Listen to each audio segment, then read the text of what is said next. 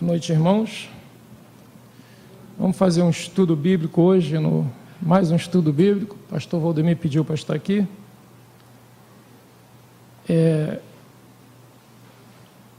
Vamos abrir nossas Bíblias em Mateus, capítulo 5.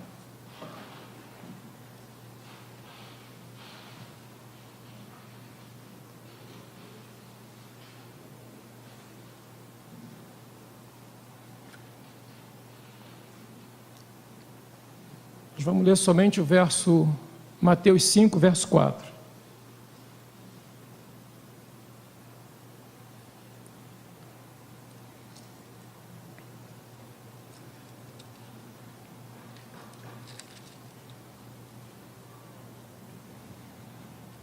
Eu falei para os irmãos que não foram no retiro, que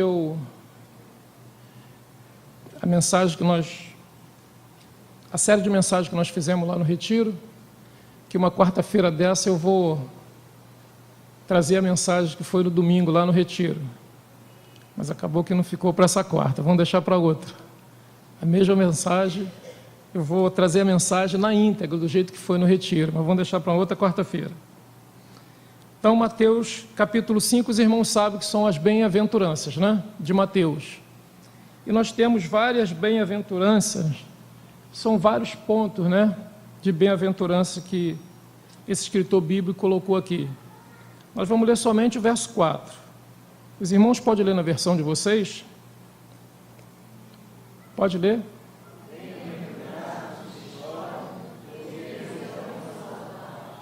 Então, a minha versão é a mesma coisa, NVI, né? Bem-aventurados que choram, pois serão consolados. Bem-aventurados que choram, dá a impressão que todos que choram serão consolados. Por isso que o estudo minucioso do texto, às vezes é necessário, se faz necessário.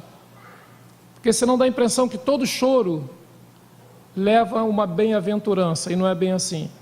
Existem alguns fatos, alguns comportamentos que faz com que o nosso choro se transforme em bênção. Tá? E muitos, por exemplo, falando do mundo, as pessoas que não têm Cristo, que não entendem o plano de salvação, eles até satirizam um pouquinho isso aqui. Por que a pessoa vai chorar e vai ser recompensada depois de uma forma tão plena como diz a Bíblia? As palavras de Jesus, bem-aventurados que choram, porque eles serão consolados, serve de conforto e nos enche de esperança, mas somente para aquele que crê. Somente para aqueles que creem em Jesus Cristo, somente para aqueles que creem na salvação. Sabemos que não falta motivo, nós oramos aqui, a Cirema falou de motivos aqui, que por sinal está aqui para falar justamente disso. Sabemos que não falta motivo para chorar. Quando a gente perde um ente querido, por exemplo, tem motivo de sobra para a gente chorar. E tem outros motivos. Nesse mundo que nós estamos vivendo agora, não no mundo criado, não na natureza criada por Deus, mas o mundo dos homens, é o mundo que o homem fez, o mundo que o homem está fazendo, e que ainda vai fazer muito ainda acontecer, é um mundo decadente, desigual, injusto, porque não tem Jesus no coração. Quando a gente fala de mundo, o pastor Valdemir já falou aqui de mundo, não é o mundo que nós vivemos, é o mundo criado, é o conceito de mundo que o homem está fazendo com que a gente siga, um conceito errado, um conceito equivocado. Quer ver como é que chora à toa? Basta ir no hospital, num velório, a gente chora. Observar como os vivos, parentes, olham para aquelas pessoas que estão ali, no funeral, às vezes num leito de enfermidade, não tem como não chorar. Diante daqueles que sofreram tragédias, por exemplo, não tem como não chorar. Então é um choro realmente, que esse choro abrange todo mundo, não abrange só cristãos, abrange aquele que sente falta, aquele que sentiu um sentimento do outro, então chora, independente da fé que ele professa. E quando uma mãe ou um pai, por exemplo, visita um filho que seguiu no caminho errado, aí chega às portas de um presídio, chora para entrar e chora para sair, não se engane. Chora em casa, chora para entrar, chora quando vê o filho e chora quando sai e volta a chorar em casa. O choro nas Escrituras Sagradas aparece de maneira diversas. São vários tipos de choro. A Bíblia, né, escrita o Novo Testamento no grego, o Antigo Testamento no hebraico, então traz alguma diferença de choro, que a gente pode ver até alguns, né? É praticamente desalentador, tá? Os acontecimentos que têm feito o mundo moderno chorar. Mas esse choro já vem de muito tempo. Então, quando esse choro entrou nesse capítulo 4, falando desse choro, é porque o choro faz parte da Bíblia, do início até o final. Sempre fala de choro, de sofrimento, de luta. Então, para aqueles que creem em Jesus Cristo, essas lutas ficam mais suaves, as lutas têm uma esperança no futuro. Para aqueles que creem em Deus, essa luta, o choro tem uma esperança no futuro. O mundo chora pela desgraça, pelos intempéries que ocorrem em nossas vidas, na vida desse mundo, na vida das pessoas, não tem como não chorar. Temos alguns diferentes choros classificados como bem-aventurados. Uma breve definição de choro no grego bíblico, tá? É claio, um lamento, é um pranto. A pessoa está lamentando, está com aquele pranto, está dentro do coração. E no Antigo Testamento, no hebraico, é baká, chorar ou gritar, tem o mesmo sentido, mas de uma forma mais forte. Então esse choro que está falando aqui, que nós seremos consolados, bem-aventurados aqueles que choram, serão recompensados, vão ter o refrigério no final. No hebraico chega a expressar uma angústia profunda, é aquele choro de angústia profunda. Tem um texto aqui como referência que nós vamos observar, Gênesis 51, José atirou sobre seu pai, ele se atirou sobre seu pai que havia morrido, ele chorou, ele abraçou, chorou, é aquele pranto do hebraico aqui. 1 Samuel 1,7, tem um choro de Ana, vocês não sabem da passagem de Ana? Ana chorou muito, angustiada, ela estava angustiada, aí já vem para esse termo da palavra em hebraico, aquele choro de angústia, e ela não tinha ninguém, não era problema de morte, de doença, ela estava com desejo, ela estava sendo humilhada, um choro, mas aquele choro de quem confia em Deus, porque Ana pediu socorro a quem? Ana pediu socorro a Deus. Ana não pediu socorro aos homens, ela não chorou por chorar, ela confiou no Senhor no choro dela. Esse choro será consolado, ela será bem-aventurada. Essas são as bem-aventuranças para Ana, bem-aventurada para José. Então tem uma classificação, o choro não é simplesmente chorou, será bem-aventurado, não é? Um grego, ele pode até lastimar sua tristeza, sua tristeza, ele lastima sua tristeza, mas de forma individual. Às vezes até do povo, mas ele se recolhe. Aquela cultura grega, ele se recolhia, ele lamentava, chorava. Mas no Antigo Testamento, não. O pensamento é mais aquele que expressa a dependência de Deus, ao se dirigir a Deus com clamores ou queixas em orações. Como Ana, ela clamou, saiu do fundo do coração aquele choro. Jesus estava falando para um povo que não entendia muito bem esse tipo de choro, por isso que ele passou nessas bem-aventuranças, né? Então, Jeremias, por exemplo, 15 e 18, diz assim: por que é permanente a minha dor? Um lamento de Jeremias. Por que é permanente a minha dor? Imagina Jeremias clamando a Deus, orando a Deus dessa forma. E a minha ferida é grave. É um choro que será recompensado, que ele está confiando em Deus. Ele diz assim: a minha ferida é grave e é incurável. Ele pergunta a Deus: é incurável? Por que tu tomaste para mim como um riacho seco, cujos mananciais falham? Então ele estava clamando, aqui dá a impressão que ele estava clamando, e Deus não respondia, como foi falado aqui, que eu disse que teve várias passagens que ela falou. Então, e Deus não respondia, mas ele continuou clamando e confiando. Ele não parou de orar. Jeremias orou sem cessar. Ele clamava. Ele estava defendendo o povo e sendo perseguido. Ele enviando uma palavra de Deus, assim diz o Senhor falava com ele, e esse próprio povo ia contra ele. E ele estava clamando. Por quê? Parecendo um manancial seco que falhava. Mas os cristãos da igreja primitiva também expressaram, em algum momento, uma emoção muito forte desse choro que nós falamos, que faz parte da bem-aventurança. Atos 21, 13, Paulo diz assim: por que vocês estão chorando e partindo o meu coração?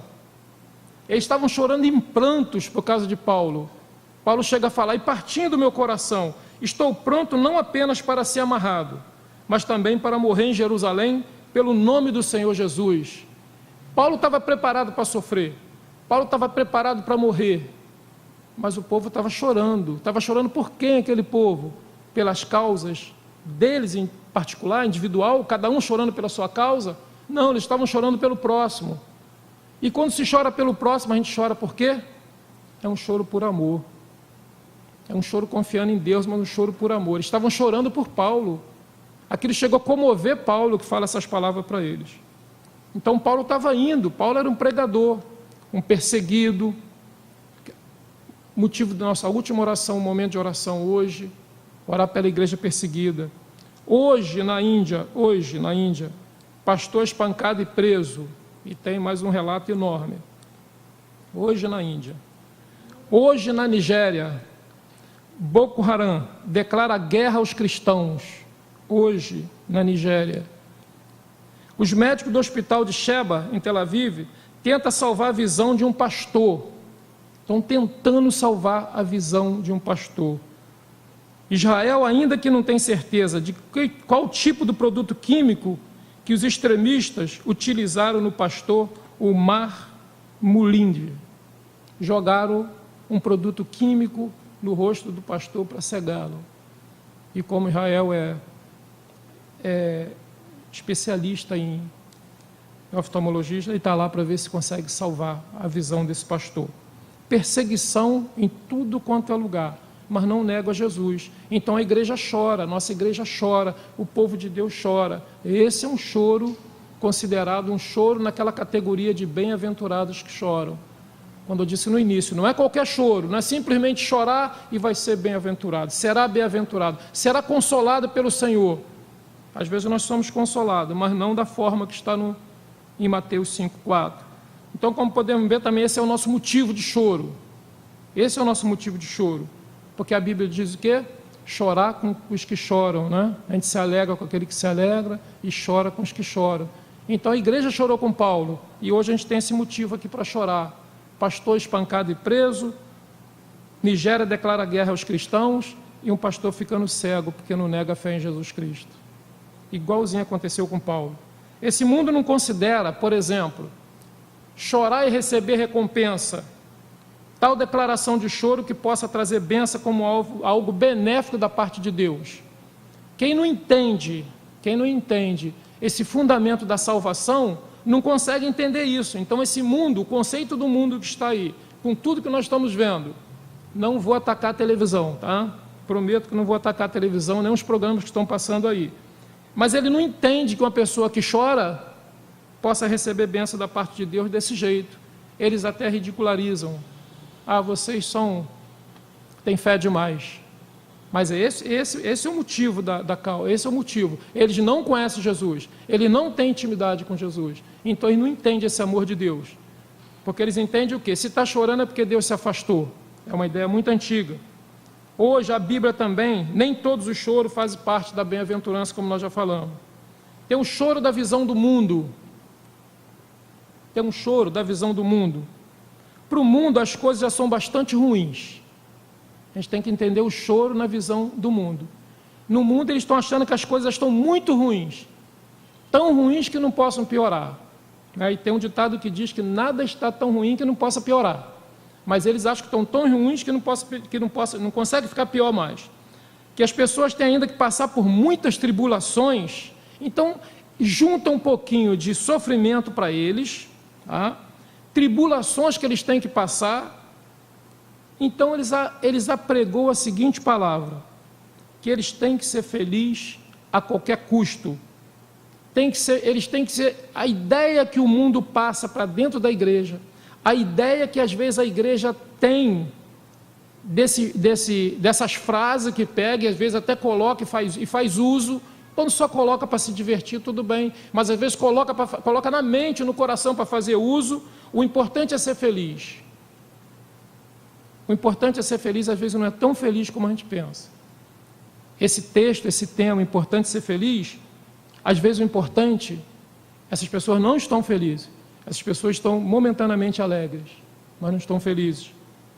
Eles apregoam que o importante é ser feliz. Eles dizem, né, que o resto é resto. É o mesmo que dizer, ser feliz a qualquer preço. Eu sou feliz se fizer isso, eu sou feliz se fizer aquilo. é momento de alegria, não felicidade. É esse o conceito que nós não devemos seguir. Esse é um exemplo que a gente não deve seguir. Esse é um choro na visão do mundo, porque ele chora, mas não tem felicidade, ele tem momento de alegria. Ele não se encaixa no texto de Romanos 12:2. Não se amolde ao padrão desse mundo, mas transformem-se pela renovação da sua mente, para que sejam capazes de experimentar e comprovar a boa, agradável e perfeita vontade de Deus. Não se amoldar ao contexto desse mundo quer dizer que nós temos que ter renovação da nossa mente, experimentar e comprovar a boa, agradável e perfeita vontade de Deus. Aí vem uma pergunta: nós estamos fazendo a vontade de Deus? Para poder provar isso aqui, para poder ser transformado. Então o conceito de felicidade do mundo é um pouco diferente. É um conceito um pouco diferente. E tem um choro na visão espiritual. Choro na visão espiritual. Jesus não disse que aqueles que choram por motivo de alguma tristeza e que são felizes, como se esse chorar fosse um sentimento de pesar devido à perda do ente querido. Não. Por exemplo, chorou porque perdeu alguém. Esse choro de tristeza é natural, esse choro de tristeza. Esse choro é natural. Mas não está em pauta a tristeza espiritual. O que está em pauta aqui é a tristeza espiritual provocada pelo ato. Morreu alguém, tem alguém doente, você sentiu aquele pesar para aquela pessoa que está doente e já sentiu por aquele que faleceu. Mas espiritualmente, como é que você sentiu? Você sentiu uma tristeza momentânea ou foi uma tristeza espiritual provocada pelo fato? Então, a sua tristeza, a nossa tristeza, tem que ser provocada no espírito. Nós temos que estar preocupados espiritualmente com aquilo que está acontecendo, não materialmente com aquilo que está acontecendo. Então, a tristeza é natural, é onde muda um pouquinho o choro.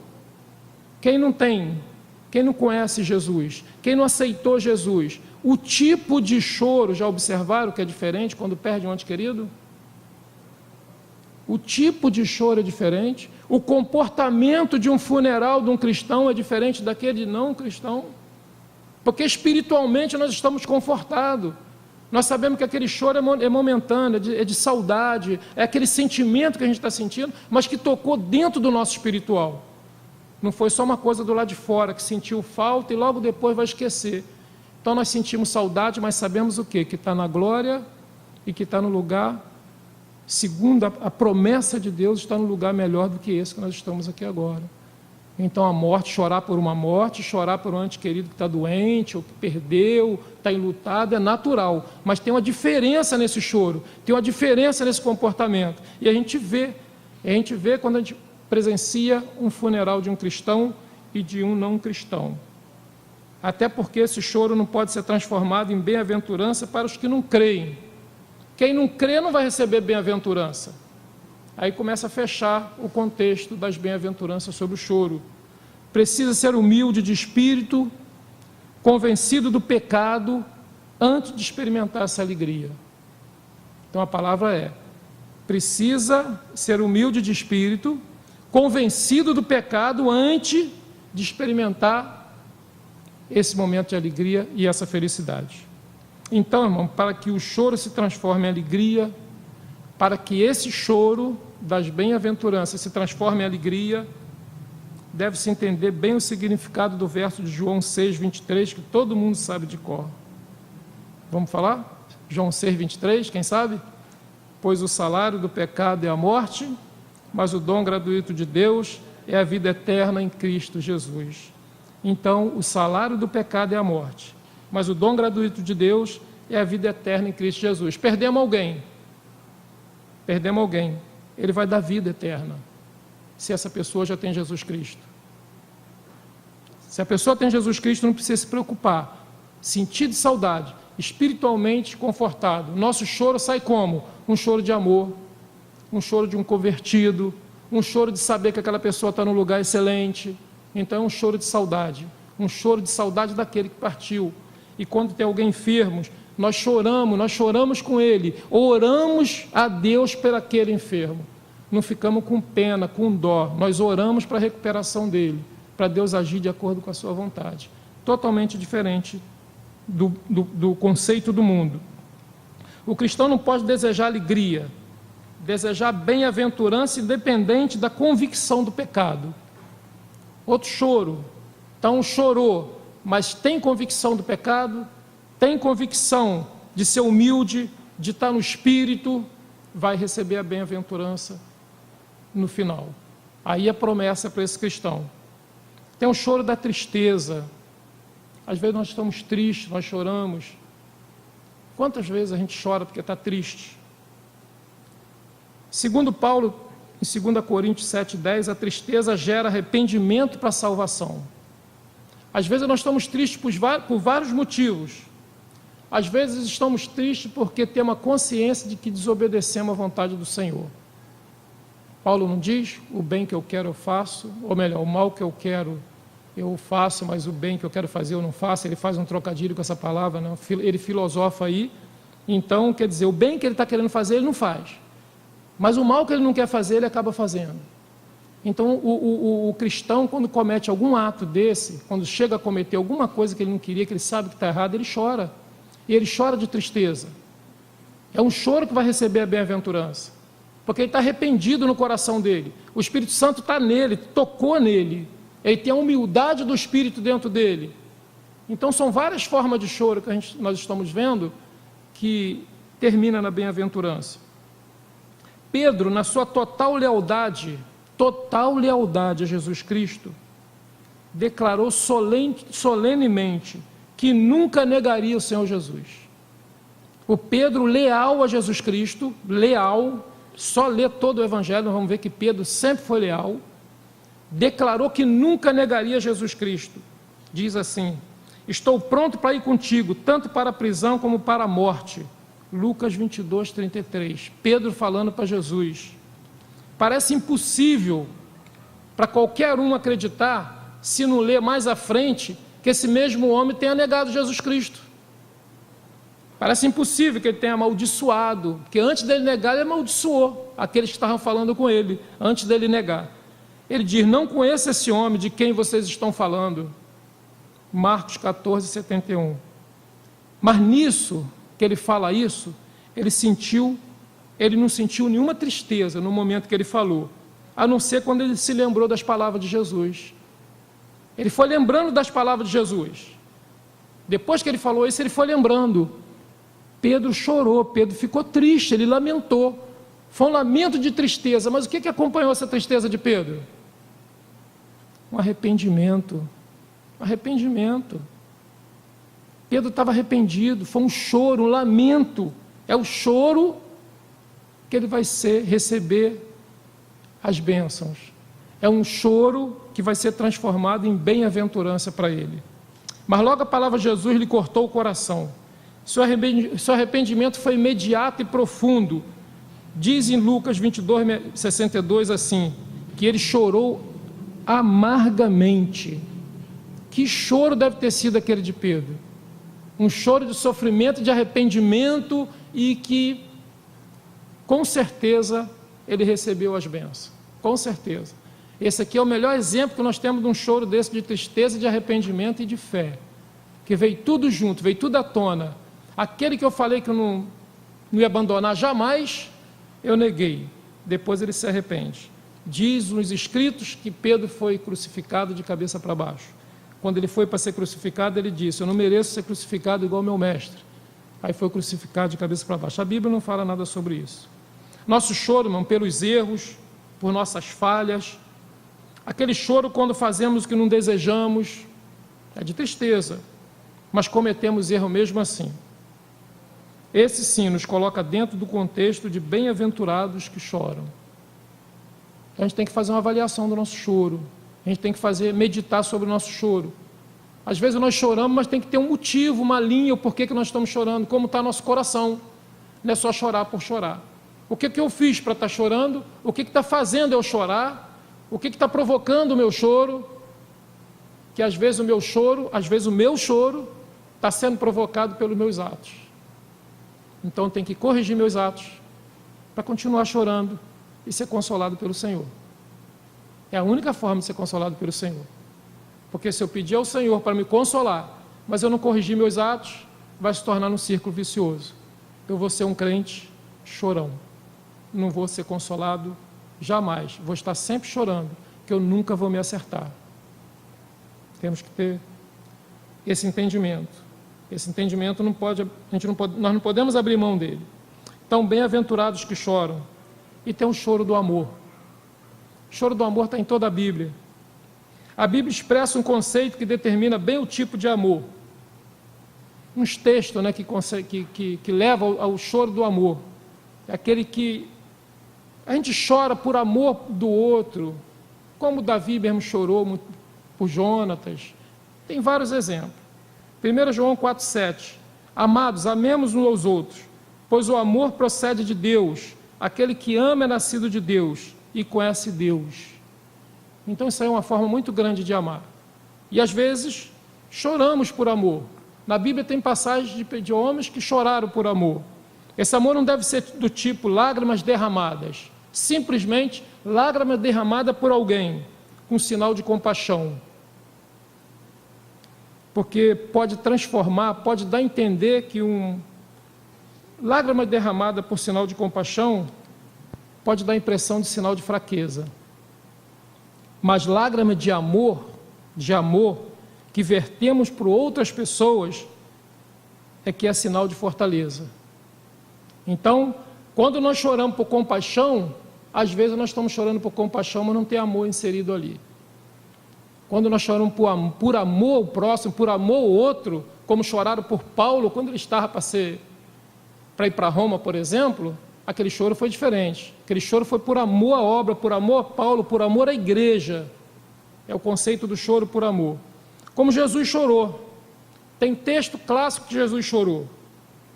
O menor texto da Bíblia foi uma frase que Jesus chorou. Está em João 11:35. João chorou por Lázaro. Jesus chorou também em Jerusalém.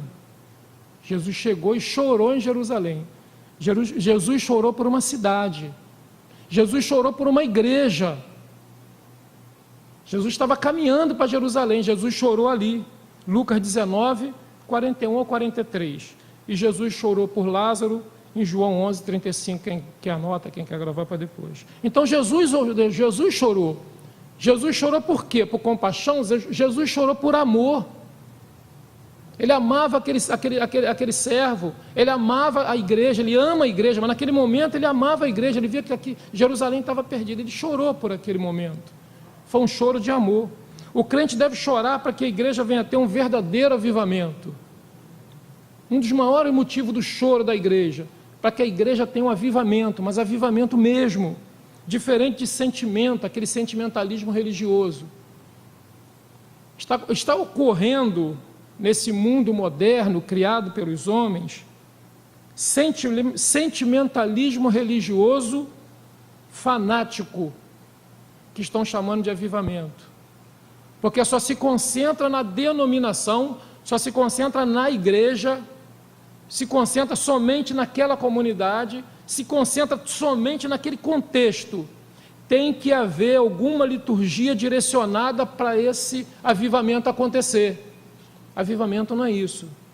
Avivamento não alcança a Igreja Batista em Parque São Basílio somente. Avivamento ocorre dentro da Igreja Parque Batista do Parque São Basílio e alcança o bairro, que o bairro alcança o outro bairro, que os bairros alcançam aquela cidade, o estado e às vezes até o país. Isso é avivamento. Então, avivamento é diferente de sentimentalismo religioso com a boa dose de fanatismo. E é o que tem ocorrido. Porque o avivamento de certas denominações nos alcançou, alcançou a sociedade, alcançou o bairro, vimos o resultado, então não é avivamento. Avivamento muda a ideia do reino, muda a ideia do rei, muda a ideia do presidente, do governador, do prefeito, da política, da sociedade em geral. Esse é o avivamento, que o avivamento não vem do pastor, avivamento não vem dos irmãos, avivamento vem de Deus. Então é muito mais sagrado do que um fanatismo religioso. Choro promove atividade de dentro para fora da igreja. Este sim, receber a palavra de Jesus bem-aventurado. A igreja deve chorar. A igreja deve chorar. Nós falamos que o crente deve chorar, a igreja deve chorar para sair da superficialidade. Aquela que quando o mundo entra na igreja, ocorre uma inversão de valores. Esse choro é complicado. Nós temos que chorar por isso. Quem chorar por isso será bem-aventurado, com certeza. Os outros também. Mas quando o mundo entra dentro da igreja, nós temos que transformar aquele mundo que entrou da igreja, não sermos transformados por ele. Então a igreja tem que chorar quando acontece o inverso. Quando o mundo entra na igreja, ocorre uma inversão de valores. Passa-se a praticar coisas do mundo e começa a pensar como aqueles que entraram, aceitando ideologia secularizada do mundo, ideologia que no mundo é conceito comum, mas que dentro da igreja não é. Diante das leis do Senhor não são. Então nós temos que ter cuidado, porque quando a influência do mundo entra na igreja e ela aceita, a igreja tem que chorar por isso, para que ela volte à sua origem, para que ela volte ao seu início. A igreja tem que fazer a diferença. E às vezes o avivamento, ele vem de fora para dentro. Falei eu de avivamento de novo. Avivamento é de dentro para fora. Deus age na igreja e os crentes, avivados pelo Espírito Santo de Deus, vai fazer a obra no mundo. Não aceitar as coisas do mundo e colocar. Hoje isso é normal, não é normal. Devemos chorar para que haja mais interesse pela Bíblia.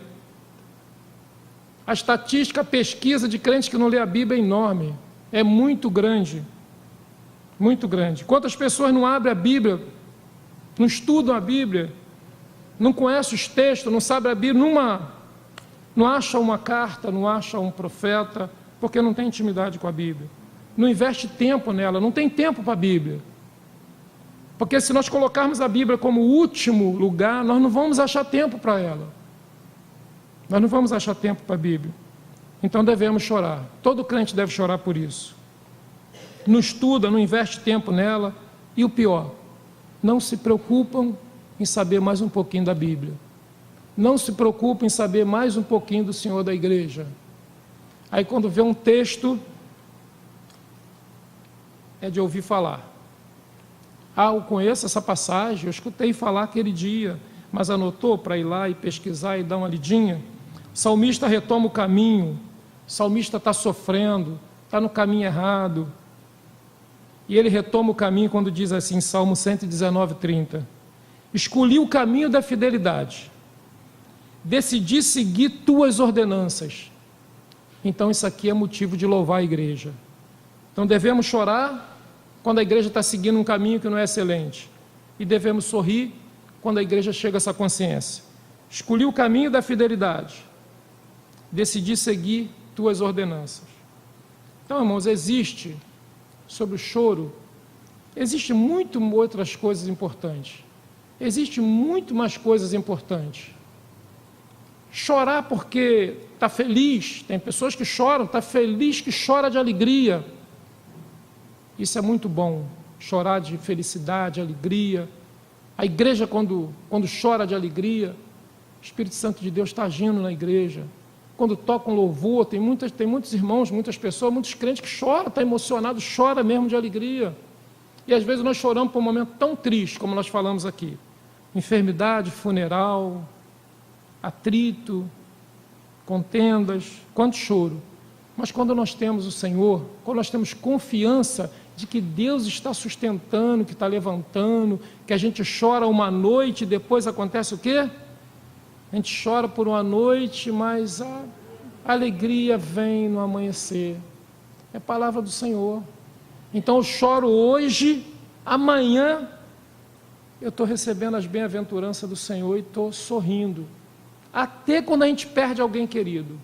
Até quando fica doente e tem um diagnóstico contrário. A gente sempre tem aquela fé no Senhor que nós vamos ter alegria. E isso não é comodismo se apegar ao Senhor e nem à Bíblia, não. Isso é confiança e fé. Então nós temos bons motivos para chorar, bons motivos para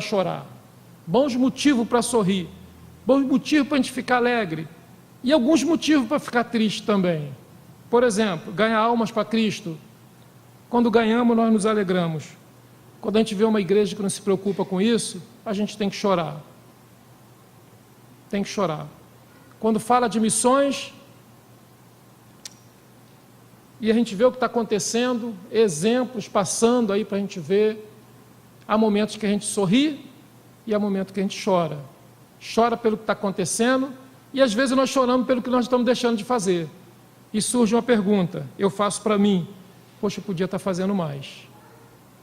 E essa pergunta cada um de nós tem que fazer. O que eu estou fazendo para melhorar mais um pouquinho aquilo ali, quando passa esse sofrimento, a igreja perseguida? Pelos pecados, por exemplo, chorar pelos pecados que fazem desse mundo a nossa vida tão difícil.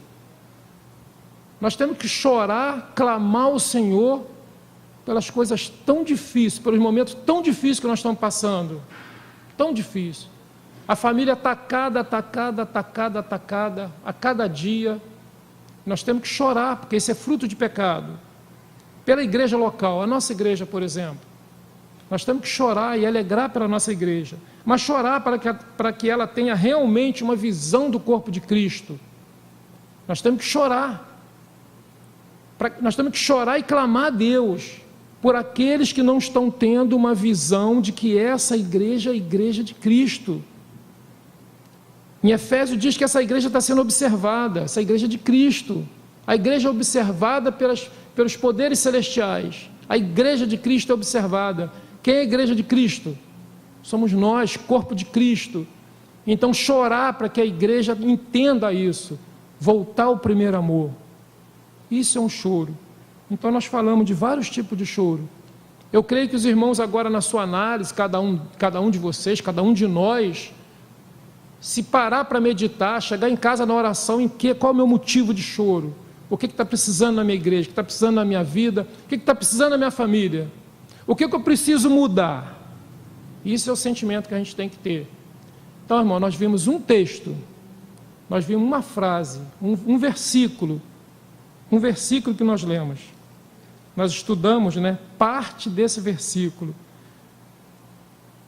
Bem-aventurados que choram, pois serão consolados. Que essa realidade fique na vida dos irmãos, que fique na minha vida e que fique realmente nessa igreja, com o nosso choro, que ela realmente seja a igreja de Cristo, como eu creio que ela é. E a gente tem que chorar se observar que alguma coisa está saindo, que o mundo está influenciando. Não, nós temos que influenciar o mundo.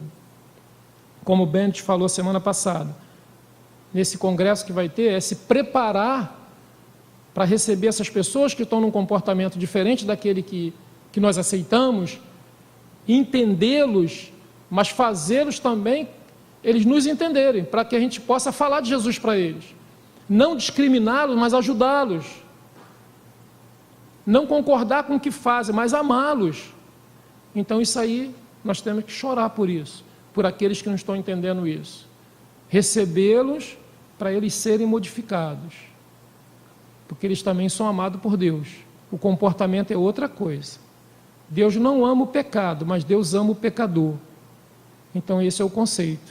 Que a gente tenha esse entendimento, essa compreensão e que Deus nos abençoe.